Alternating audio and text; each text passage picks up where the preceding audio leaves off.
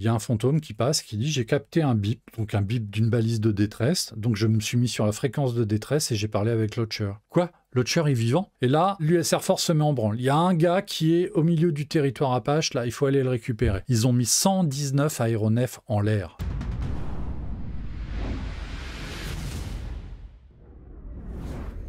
Et voilà, bonjour à tous, bienvenue sur Lâcher Solo, et comme on dit d'habitude, debout là-dedans, pas de bouquin cette fois-ci, mais un peu d'histoire. C'est pas une nouvelle aéronautique, mais vous allez voir que en fait, ça va nous entraîner vers de nouveaux rivages. C'est la mort de Gene Hackman, 95 ans, acteur mythique d'Hollywood, disparu dans des circonstances très particulières. Il y a une enquête en cours. On ne sait pas trop ce qui s'est passé. Il est mort avec sa femme. Et visiblement, ils étaient morts depuis un certain nombre de jours. Alors, qu'est-ce qui s'est passé? Une enquête est en cours. Et ça ne rentre pas non plus dans l'approche de ce lâcher solo. Gene Hackman, il a une filmographie monstrueuse, mais il y a peu de films aéronautiques dedans, sauf un qui est très particulier, qui s'appelle Bat 21, Bat 21. Gene Hackman a tourné dans ce film qui raconte une histoire vraie. Alors, je crois que j'en avais déjà parlé il y a quelques semaines de ce film et de cette histoire vraie. Alors, on va y revenir quand même un petit peu plus longuement, justement parce que c'est l'occasion de reparler du film et de cette histoire vraie qui est quand même exceptionnelle. Gene Hackman, dans ce film, il incarne le lieutenant-colonel Earl Hambleton, qui a réellement existé, d'ailleurs, je crois que c'est lui, qui était un spécialiste de la guerre électronique et lieutenant-colonel spécialiste de la guerre électronique au Vietnam. Et l'anecdote, elle se situe le 2 avril 1972. À ce moment-là, les troupes du Nord-Vietnam envahissent, traversent la zone démilitarisée et font une offensive majeure vers le Sud-Vietnam. Vraiment, et alors, même si les Américains et les Sud-Vietnamiens se doutaient qu'il allait se passer quelque chose, ils se sont retrouvés totalement débordés. Et forcément, face à cette attaque, ils ont déclenché une opération notamment aérienne, pour essayer de stopper l'avancée du Nord-Vietnam. Et donc, ils ont envoyé tout ce qu'ils avaient comme chasseurs, comme bombardiers. Et parmi les bombardiers, il y avait les B-52.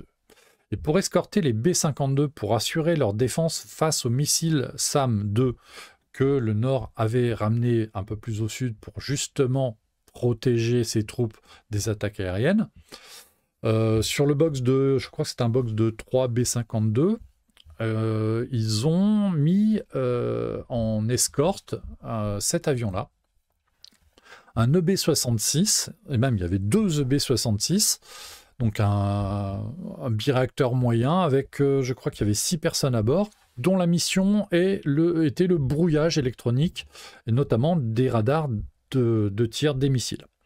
Et ils se sont sur cette opération du 2 avril 1972. Donc pendant le raid des B-52, les 2 EB-66 ont tourné, ont essayé de brouiller le plus de missiles possible. Ils se sont fait tirer dessus. Il y a eu 13 missiles qui ont été tirés sur un des EB-66 et le 13e a touché. Et à ce moment-là, il y a un seul membre d'équipage, donc c'est Hambleton, qui est le seul à avoir réussi à s'éjecter, puisque l'avion est équipé de sièges éjectables. Et les 5 autres membres d'équipage sont malheureusement morts dans l'explosion de l'avion. Hambleton tombe au Sud-Vietnam. Il est tombé dans un secteur qui était pris par les Sud-Vietnamiens. Vous avez ici la carte des opérations, donc avec Hanoï, la capitale du Nord-Vietnam. Vous avez ici la zone démilitarisée, qui est en fait la frontière entre le Nord et le Sud-Vietnam. Vous avez la ville de Hue de Da Nang, la base de Da Nang qui est ici. Ici, vous avez la base de Khe Sanh, qui est aussi un lieu où se sont déroulés de violents combats aussi. Et lui, Hambleton, il est tombé ici, là, pas très loin de Khe Sanh, à un endroit qui s'appelle pas très loin du Camp Carroll. Et donc, il est tombé dans une jungle qui était, à ce moment-là, derrière les lignes ennemies. Et il est resté une dizaine de jours dans la nature à essayer d'éviter d'être capturé. Et donc, il a été pris en charge par un FAC. Alors, dans le film Bat 21, le FAC, le Forward Air Control, c'est un O2, donc un Cessna 337 modifié, militarisé. En fait, en réalité, il a été pris en charge par un O1 qui était donc un Cessna O1. donc qui est là par contre un monomoteur à aile haute. Et pendant plusieurs jours, les contacts entre le O1 et Hambleton au sol, c'était pour le guider, pour éventuellement savoir où il se trouvait, pour envoyer des hélicos. Et puis, le roman raconte, et c'est sans doute vrai, que Hambleton, pour expliquer son itinéraire, comme c'était un golfeur accompli, il a fait un truc tout bête. Il a donné ses itinéraires en faisant référence à des parcours de golf qu'il connaissait parfaitement, puisque c'était un grand golfeur. Et donc, il expliquait au fac, écoute, je suis là, je vais suivre le trou numéro 14 du golf machin en Floride. Donc, on sait qu'il fait 450 mètres dans un sens et 250 mètres plus à l'ouest, et ainsi de suite. Et comme ça, c'était totalement transparent pour les Viettes qui pouvaient écouter la radio. Ça demandait de trouver les cartes des golfs, etc. Donc c'est un code qui est facile à casser, mais quand tu n'as pas le répertoire des terrains de golf américains, c'est un code qui devient totalement abscon. Et il a réussi à faire un itinéraire pendant une dizaine de jours comme ça, et puis finalement être récupéré. Alors pour la récupération, ça a été très compliqué parce que sa récupération a été énorme. Bon, déjà c'était un haut gradé, et surtout comme c'était un officier de guerre électronique, il était au courant de pratiquement tous les dispositifs de brouillage radar qui étaient en service au niveau des États-Unis pendant la guerre du Vietnam. Donc c'était quelqu'un qui avait une valeur stratégique quelque part. Et donc il y a eu un énorme déploiement de force pour essayer de le récupérer, et il y a eu de la casse. Et c'est ça qui est absolument aussi étonnant dans cette histoire, c'est que par exemple, sur la première tentative de récupération, il y a eu 2 hélicoptères qui ont été abattus, donc un Cobra, avec 2 membres d'équipage qui ont été récupérés, et un Huey, où il y a eu 3 morts et un prisonnier. Et puis, quelques jours plus tard, c'est 4 jours après son éjection, il y a une nouvelle tentative qui est faite avec des hélicoptères de sauvetage, donc un H-53C, notamment. Il y avait 6 hommes à bord. Ils ont aussi été abattus, et il y a eu 6 tués. Et à la suite de cette opération, le commandement américain a décidé de changer de stratégie, et plutôt que d'envoyer des hélicoptères pour essayer d'extraire le pilote dans une zone où la concentration de troupes ennemies était assez dense, ils ont infiltré une équipe de SEAL, donc de commandos marines, force spéciale même, et en fait il a été récupéré par un SEAL qui s'appelle Thomas Norris, qui en plus lui a passé un tour d'opération à récupérer des pilotes un peu partout comme ça, et qui a fini la guerre blessé mais avec une Medal of Honor. Autant dire que bon, voilà, c'est pas n'importe qui, et c'est ainsi que Hambleton a été récupéré. Alors cette histoire a fait l'objet d'un livre, The Rescue of Bat 21, qui a été écrit par Darrell Whitcomb, qui était un des pilotes FAC qui a participé à l'opération, et cette histoire a fait donc l'objet d'un film, Bat 21, donc, où on retrouve Gene Hackman, et puis dans le rôle du pilote FAC, Danny Glover. J'ai vu le film il n'y a pas si longtemps que ça se regarde, c'est pas un chef-d'œuvre, c'est un bon film d'action, il s'éloigne un petit peu trop du roman par moment, puisque on retrouve un Danny Glover aux commandes de son Cessna, puis après aux commandes d'un hélicoptère, ce qui en fait n'était pas le même job. Puis il y a certaines entorses sur les opérations. Par exemple, il me semble qu'il y a une scène où l'équipage d'hélicoptère qui est abattu, en fait, il n'est pas tué par le crash, il est capturé, puis exécuté par les Viet Cong. Enfin bon, bref, romancer un petit peu l'histoire, si je me souviens bien. Par contre, il est tourné en conditions réelles avec des vraies machines, et ça change tout. Et il y a de jolies vues de Cessna, et il y a des jolies vues de Glover en train de piloter un Cessna O2, et ça fait des jolies scènes aériennes. C'est un film fréquentable. On va dire que c'est pas un chef-d'œuvre, mais c'est un film fréquentable. C'est un des rares films où Gene Hackman un des rares films d'aviation de Gene Hackman. Alors, je ne savais pas pour le roman un truc de plus à ajouter dans la bibliothèque. Surtout qu'il y a une édition française qui est correcte, que j'ai là. Alors, je l'ai pas là, je peux pas vous le montrer, il est chez mes parents, parce que j'ai encore des bouquins chez mes parents. Il me semble, c'est un peu romancé, c'est pas trop mal traduit, et puis surtout il y a un rebondissement final dont j'ai déjà parlé, dont je vais pas reparler là, que le film n'arrive pas à sauvegarder, mais qui est parfait dans le roman, et ça donne un petit relief Le petit twist final, finalement, dans le roman, est parfaitement réussi. Dans le roman ou dans le récit, c'est un peu entre les deux. Que le film, bah, malheureusement, pour des raisons évidentes, n'a pas pu masquer. Bon, voilà.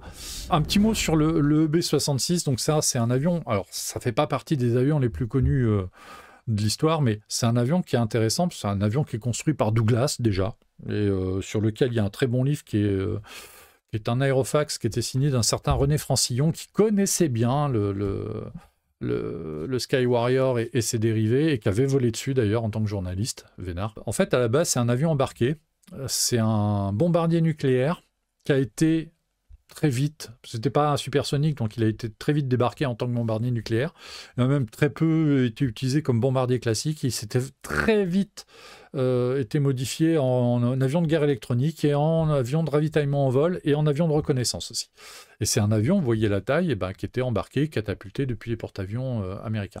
Donc ça, c'est la version Sky Warrior de la Navy. Et donc l'histoire d'Hambleton, c'est un avion de guerre électronique qui est dérivé du Sky Warrior, terrestre, celui-là n'était plus embarquable, et c'est des avions qu'on volait jusque dans les années 80, si mes souvenirs sont bons, mais je crois qu'il y a relativement peu d'exemplaires préservés. C'est pas un avion aujourd'hui qui est devenu, enfin il n'y en a plus aucun qui vole, mais même dans les musées, c'est pas un avion qu'on croise souvent. Voilà. Et pourtant, c'est un avion qui, au niveau de la guerre du Vietnam, pendant la guerre du Vietnam, a eu un rôle essentiel parce que il couvrait donc en guerre électronique les raids qui étaient lancés vers le nord, et donc on l'a vu, un certain nombre de raids vers le sud. Et surtout, il avait aussi des missions de reconnaissance. Et comme il était équipé de systèmes de navigation très pointus, il faisait aussi du guidage de tir. C'est-à-dire que la météo au Vietnam étant assez particulière, quelquefois vous aviez des couches de nuages soudés au-dessus des objectifs.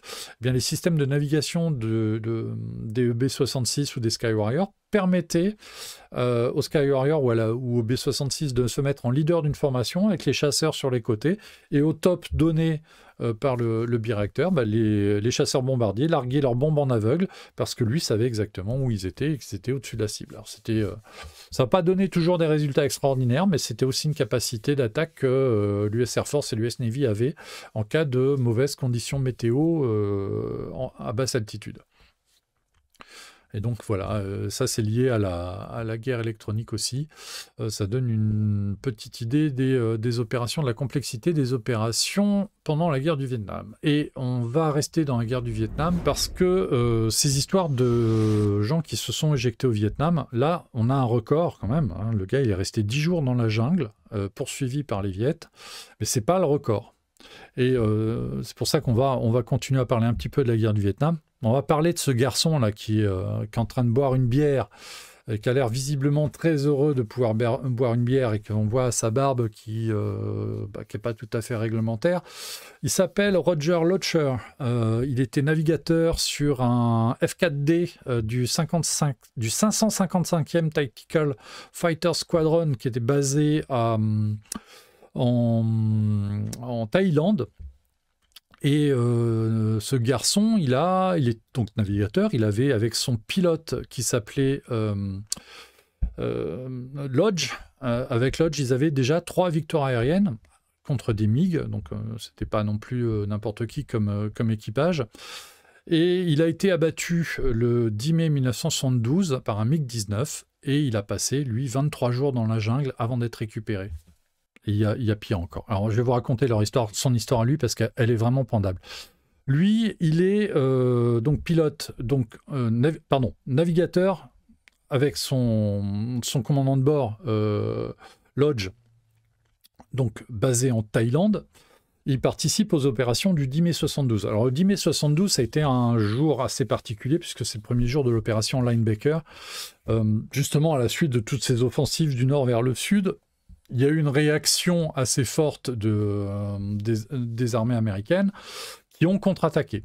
Et ce jour-là, le 10 mai 72, il y a un énorme raid de chasseurs et de chasseurs bombardiers qui attaquent un petit peu partout. Et ça a donné lieu, c'est la journée où il y a eu le plus de combats aériens. Et c'est ce jour-là que, par exemple, Randy Cunningham, avec son navigateur Driscoll, donc un équipage de US Navy, abattent 3 MiG. Et c'est pas les seuls. Kurt Dosey aussi, un MiG. Locher et Lodge, eux, abattent un MiG, donc leur troisième, mais eux n'ont pas de bol. C'est-à-dire qu'ils sont en patrouille avec avec d'autres fantômes de leur unité. D'ailleurs, ils sont en patrouille avec un équipage qui est composé de Ritchie et de Bellevue. Et c'est un équipage qui plus tard va devenir aussi un équipage As, avec 5 victoires pour Ritchie et 6 pour le navigateur Chuck de Bellevue. Donc, pour dire l'intensité des combats. Et Lodge et Lodger, eux, donc, sont dans une MiG-Cap, donc une patrouille de protection d'un raid, et donc interceptent 4 MiG-21. Sur les 4 MiG-21, il y en a 3 qui sont abattus par 3 équipages différents, dont eux, et l'autre par Ritchie. Et puis continue le combat. À ce moment-là, il y a 2 MiG-19 qui arrivent, et Lodge et Locher se font avoiner par un MiG-19 qui leur tire dessus au canon alors qu'ils sont en train d'essayer de descendre un autre MiG-19. Ils sont touchés au canon, l'avion est en flammes, panne hydraulique totale, l'avion est désemparé, donc Lodge donne l'ordre à son navigateur de s'éjecter. Et lui, il tire la poignée, il s'éjecte, mais personne ne le voit s'éjecter parce qu'ils étaient déjà descendus assez bas. Les autres avions qui étaient en combat aérien avaient autre chose à faire que de regarder s'il y avait des parachutes. Et il n'y a que lui qui a réussi à s'éjecter. Son pilote est mort dans le crash, donc un pilote avec 3 victoires aériennes quand même. Il y a des hypothèses sur la disparition de son pilote. La première, c'est qu'il serait vraiment volontairement resté dans son cockpit. Parce que non seulement il était un pilote avec des victoires aériennes, mais surtout c'était un pilote lui également spécialiste de guerre aérienne, et surtout il était weapon officer de son unité, et à ce titre c'est un expert d'un système de reconnaissance ami-ennemi qui était installé sur son fantôme qui s'appelle le Combat Tree, qui était un système qui est encore partiellement couvert par le secret militaire aujourd'hui, qui en fait captait les émissions des IFF des avions ennemis et qui était capable de les représenter sur le système d'armes du fantôme et de les leurrer aussi. Donc ça veut dire qu'un fantôme qui était équipé du Combat Tree était capable de savoir qui étaient les ennemis qui étaient en train de lui courir après et était aussi capable de les leurrer. Donc c'était un avantage décisif pour les équipages qui étaient au combat à ce moment-là au Vietnam. C'était pas un dispositif qui était très courant sur tous les fantômes. Il y avait que quelques avions qui en étaient équipés, et donc les pilotes qui étaient qualifiés Combat Tree étaient des pilotes qui avaient des connaissances particulière, et Lodge avait conscience que s'il tombait entre les mains des Viettes, il pouvait arriver à lui tirer des renseignements dont il n'avait vraiment pas besoin. Donc on se pose la question de savoir si lui n'est pas resté volontairement dans son avion. Il y a une autre hypothèse, on en parlera juste après. Locher, juste à titre d'indication, il était en train d'effectuer sa 407e mission de guerre au Vietnam. Le chiffre est énorme, je l'ai vérifié parce que je l'avais dans mes notes, mais il est énorme. Par exemple, juste pour comprendre, un pilote de F-105 au Vietnam, au bout de 100 missions sur le Nord, fin de mission, tu rentres à la base, c'est bon, tu as fait ton temps. Lui, il a fait 400 missions. Alors, il faut juste savoir qu'il n'y avait que les missions sur le Nord qui comptaient, et lui avait peut-être fait aussi plusieurs tours d'opération. Il n'avait peut-être pas fait les 400 sur le Nord. Ça veut dire que s'il a fait, par exemple, 350 missions sur le Sud, et les pilotes de fantômes volaient énormément sur le Sud-Vietnam, c'est énorme. Bon, d'un autre côté, vu les MiG, les victoires contre les MiG qu'ils ont eues, ça veut dire qu'ils ont aussi opéré pas mal au Nord. Donc voilà, 407 missions, c'est quand même assez énorme. Donc lui saute, et il saute basse hauteur avec son siège, et il a la chance de ne pas être blessé à son arrivée au sol. Donc il a l'usage de ses jambes, son casque, sa radio, mais personne ne sait qu'il est vivant. Donc il commence à essayer de rejoindre les zones, on va dire alliées, sauf que le problème, c'est qu'il est tombé à pas très loin de Yen Bay. Donc ils sont à 120 km de Hanoï. Donc ils sont en plein territoire viet. Là par contre, contrairement à Hamilton, il n'est pas en zone où il peut trouver des tribus amies et où il n'y a que quelques kilomètres à faire pour trouver du soutien. Là, il est vraiment en territoire ennemi et profondément en territoire ennemi. Sauf que bon, il n'est pas blessé. C'est le printemps, il y a des fruits partout sur les arbres, il y a de l'eau dans les rivières, donc son alimentation, il n'y a pas de problème. Et il commence à avancer, à essayer de rejoindre éventuellement Laos à pied. Donc ça fait une trotte. Parce que là, les plus proches, là, on n'est pas loin des 50 km. Donc 50 km à pied, ça use, surtout en territoire ennemi. Et puis surtout, il n'y a personne qui est au courant qu'il est vivant. Sauf qu'il y a pas mal d'avions de combat qui continuent à voler au-dessus d'Hanoï pendant cette période de linebacker. Et donc, il tombe qu'est-ce que j'ai dit? C'est le 12, hein, non, le 10 mai 72, pardon. Eh bien, en fait, le 1er juin 72, donc 20 jours après son éjection, il y a un fantôme qui passe qui dit « J'ai capté un bip ». Donc un bip d'une balise de détresse. Donc je me suis mis sur la fréquence de détresse et j'ai parlé avec Lotcher. Quoi? Lotcher est vivant? Bah écoute, j'ai parlé avec lui. Et là, l'US Air Force se met en branle. Il y a un gars qui est au milieu du territoire Apache, là, il faut aller le récupérer. Ils ont fait une mission de combat pour le récupérer. Ils ont mis 119 aéronefs en l'air. Donc avions de chasse, bombardiers et hélicoptères. Et ils l'ont récupéré au milieu du territoire vietnamien. C'est la période de survie sans capture la plus longue, c'est le record. Et c'est aussi le record de profondeur d'une opération de rescue. Donc on comprend pourquoi le gars, quand il est récupéré à sa base, on lui offre une bière, il a l'air heureux. Même s'il a perdu son pilote. Et alors, juste pour redonner un petit peu de relief à cette histoire, 119 aéronefs, pas 119 avions, hein. Il y avait des hélicoptères aussi dans le coup, mais ça veut dire qu'il y avait peut-être 10 hélicoptères et puis 109 avions, B-52, Skyraider, Phantom, peut-être encore des F-105 en mode Will Weasel. Donc, s'il était précieux, oui et non, c'est simplement que l'US Air Force avait une doctrine de ne pas laisser tomber ses pilotes éjectés aux mains des Viet Cong parce que ils disparaissaient. Et partaient à Hilton, ils étaient prisonniers dans des conditions bizarres, et puis ils savaient que les conditions de détention dans les camps Viet, c'était pas le Club Med, quoi. Donc, ils mettaient les moyens de récupérer leurs pilotes, et c'est le cas aussi pour Hambleton. Donc c'est le record de durée, 23 jours sans être capturé, en plein territoire ennemi, et c'est le record de profondeur pour une mission de rescue. Lotcher, il est récupéré, il est rapatrié aux États-Unis et il continue sa carrière dans l'US Air Force assez longtemps parce qu'en fait, il était navigateur. Mais comme beaucoup de navigateurs qui se sont bien comportés au combat, ils ont été transformés pilotes. C'était le cas aussi d'un des navigateurs, et ça y est, son nom m'échappe, qui est devenu As aussi, Feinstein, qui était navigateur sur Phantom, qui a eu 5 victoires aériennes avec différents pilotes. Et Feinstein, il a été ensuite, parce qu'il s'était bien comporté au combat, il a été transformé en pilote. Et c'est extraordinaire parce qu'il était myope. Des pilotes myopes, les armées de l'air, ils n'en veulent pas. Et là, c'était une récompense. C'était pas le cas de Lotcher. Lotcher, il a été donc récupéré, il a continué sa carrière dans l'US Air Force, il a été donc admis dans le cursus pilote eu égard son dossier. Il a fait une carrière assez brillante parce qu'il l'a terminé en 1987. Il était commandant du 4453e Test and Evaluation Squadron, dont le rôle était d'évaluer le F-117, et on suppose qu'il a volé sur F-117 à la fin de sa carrière. Voilà. Belle histoire, en tout cas, lui, ils l'ont récupéré. Dans ces histoires d'éjection et de récupération d'équipage, des histoires un petit peu douloureuses. Il y a une autre histoire dans ce même ordre d'idées de pilotes tombés et que les Américains ont essayé de récupérer, mais lui ça n'a pas marché.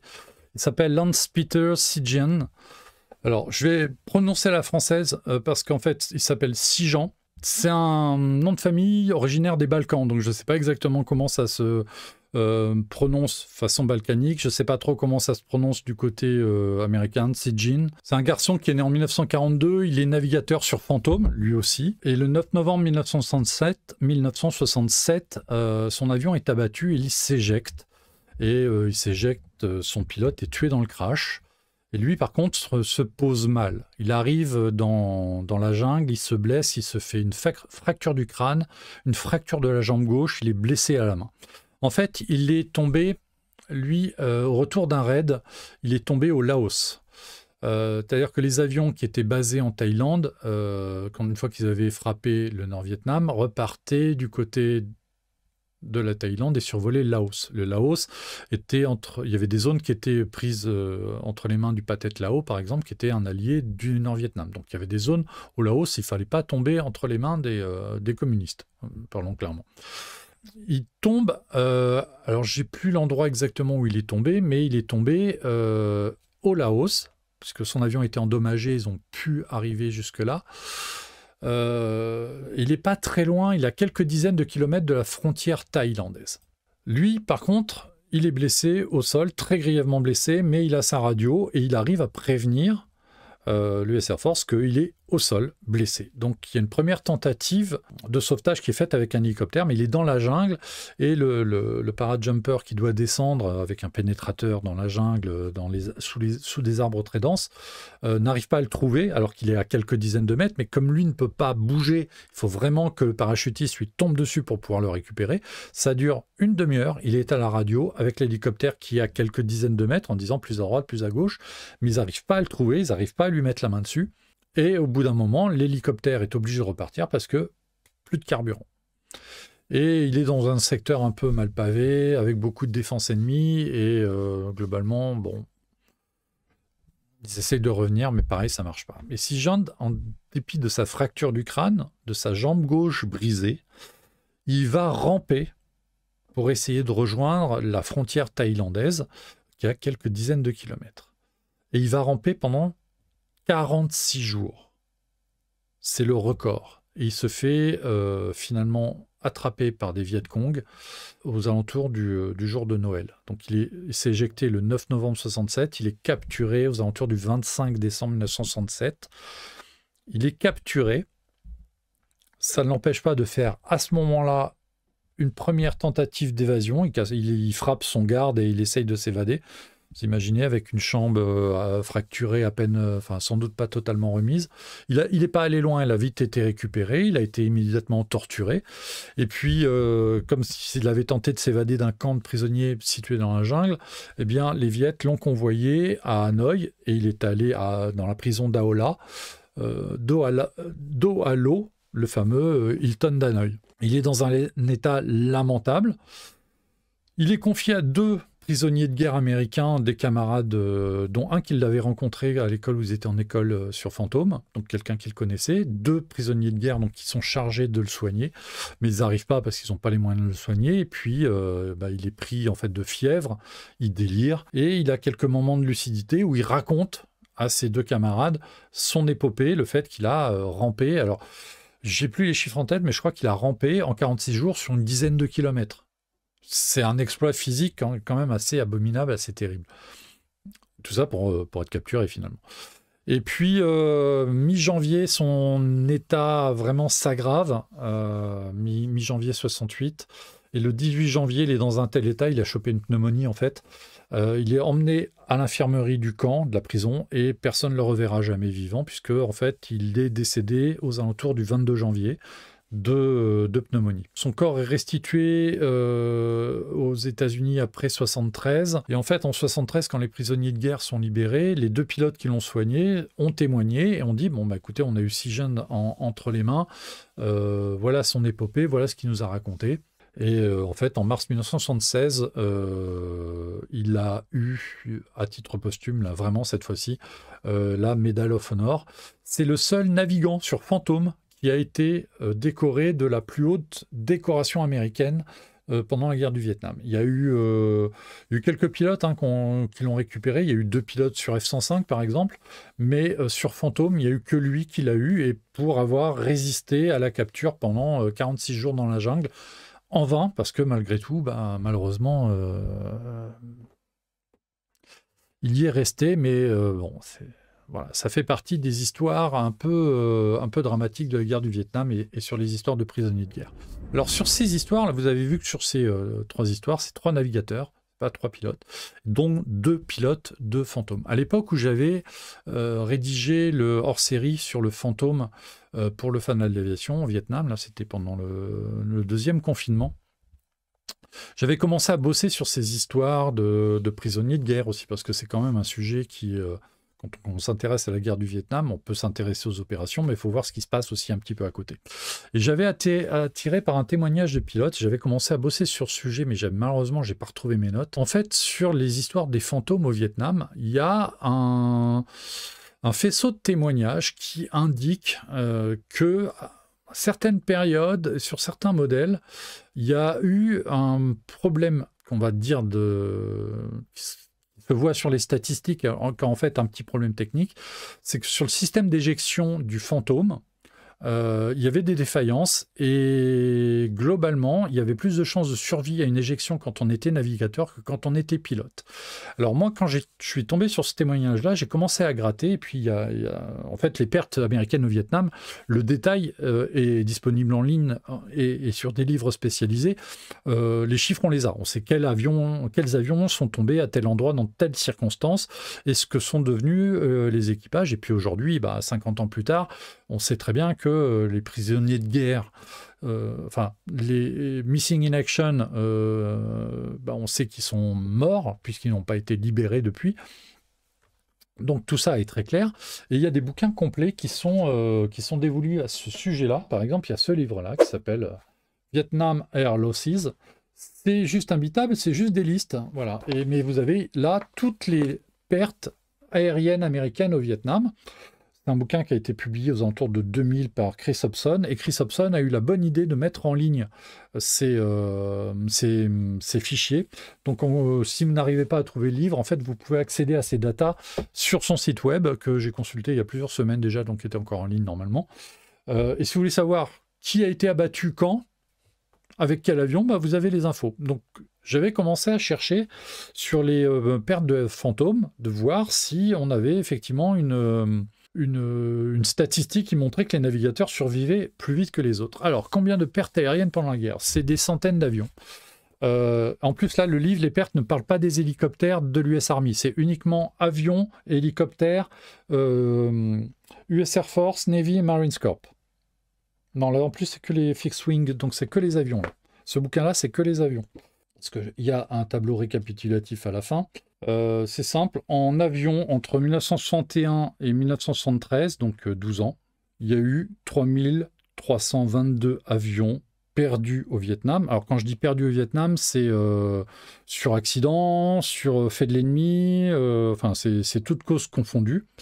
Ce qui a entraîné la mort de 3265 aviateurs, donc Marines, Navy et Air Force, et 497 prisonniers de guerre. Et donc on a dans ce bouquin-là la répartition par année et par force aérienne. Et par exemple, l'US Air Force, c'est 2197 avions perdus. Pour l'US Navy, c'est 854. Et pour l'US Marines Corps, c'est 271. Et après, il y a répartition par type d'avion. Donc si vous voulez savoir combien il y a de Skyraider qui sont tombés, combien il y a de F-105, combien il y a de C-123, combien il y a de Tracker qui sont tombés. Je crois que le Tracker, il y en a au moins 3 qui sont perdus pendant la guerre du Vietnam. Non, 6, pardon. Voilà, ils sont là. Il y a eu 6 Trackers, entraînant 16 morts, pas de prisonniers de guerre, 2 en 66, 3 en 67, 1 en 68. Mais ils sont tombés en mer. Aucun sur territoire ennemi. Bon voilà, ça c'est le genre de livre, quand vous êtes un peu historien, que vous avez besoin de publier, c'est un outil de travail d'enfer. Et en fait, voilà ce qui se passait parfois sur les fantômes au moment de l'éjection. Les sièges éjectables du fantôme sont des Martin Baker Mark 5 et vers la fin de la guerre du Vietnam, des Mark 7. Mais visiblement, le problème toucher les deux. Et en fait, le système d'éjection fonctionnait de la manière suivante. En cas d'initialisation de la procédure d'éjection, c'est le siège arrière qui part en premier, pour des raisons évidentes. Si le séquençage, vous le faites mal, vous faites partir le siège avant en premier, il va se retrouver au-dessus du siège au moment où le lancement du deuxième, donc il peut y avoir collision. Donc en fait, la procédure, et sur tous les avions, c'est la même chose, c'est le siège arrière qui part en premier. Le siège arrière, donc soit c'est une éjection commandée par le premier qui tire et il éjecte les deux, soit c'est chacun son tour, mais dans ces cas-là, il y a un séquenceur, et c'est quand même le siège arrière qui part en premier. Le siège arrière est déclenché, le pilote part, et au moment où le siège part, il y a une sécurité. Et j'ai pas retrouvé le schéma, donc c'est pour ça que je vais vous l'expliquer de façon simpliste. C'est un petit peu plus compliqué que ça, mais en gros, au moment où le siège arrière part, il y a une petite sécurité qui se met en route et qui actionne un petit levier qui est situé de chaque côté de la verrière pilote et qui soulève d'1 centimètre ou 2 la verrière pilote, qui fait que le vent relatif va s'engouffrer dans la verrière et arracher la verrière. En fait, au moment où le pilote arrière s'éjecte, il y a un système. Alors, je me souviens plus du principe, mais en gros, ça entrouvre la verrière avant, qui grâce au vent relatif, là, on a des avions qui volent à ce moment-là 300, 500 km/h, ça arrache la verrière mais s'arrache réellement totalement, et au moment où elle s'arrache, elle est reliée par une sangle en haut du siège pilote, et en s'arrachant, elle libère la dernière goupille de sécurité. Ça veut dire que si la verrière ne s'envole pas, la dernière goupille de sécurité ne s'enlève pas, le siège ne part pas. Et visiblement, il y a plusieurs cas qui sont parfaitement documentés d'avions où le pilote n'a pas pu s'éjecter, il est resté coincé dans son avion. C'est pour ça que sur Lodge, on pense qu'il est volontairement resté dans l'avion, mais c'est pas sûr. On pense aussi qu'il a pu être lui aussi victime de ce problème-là. C'est-à-dire que si le système, pour une raison ou une autre, notamment à cause des tirs ennemis ou autre, ne s'actionne pas et que la verrière avant ne s'arrache pas, eh ben, la goupille de sécurité fait que le siège ne part pas. Et le pilote reste dans l'avion en tirant sur sa sangle. Alors, il y a une procédure de sécurité où il doit pouvoir éjecter manuellement la verrière et donc enlever cette fameuse dernière goupille. Mais ça demande du temps et quelquefois, les équipages ne l'avaient pas à ce temps-là. Donc, ça reste un sujet que je voulais traiter dans leur série, que j'avais commencé à travailler. Et puis, la place a fait que je n'ai pas pu le faire. Et puis, en plus, j'ai perdu mes notes. Quelle honte.